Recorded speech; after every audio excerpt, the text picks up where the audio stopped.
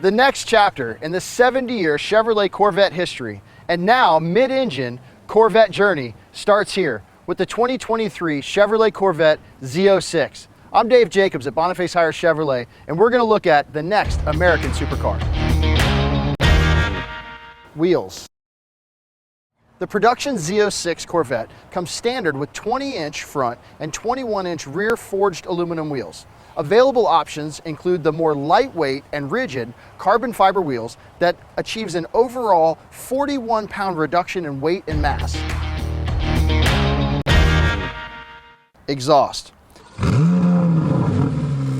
The unique rear fascia also features centered floating exhaust bezels. This floating design was key to the precise tuning in the exhaust note. The wider rear fender also allows for the larger air intakes required for the car's cooling. Hand-built. The LT6 is hand-assembled by master engine builders at the Performance Build Center within the Bowling Green, Kentucky assembly plant. Builders use precision tooling and hand-fit pieces of the engine to meet Chevrolet's exact specifications. Each engine features a plaque on the intake manifold with the signature of the technician who crafted it from start to finish. Cockpit.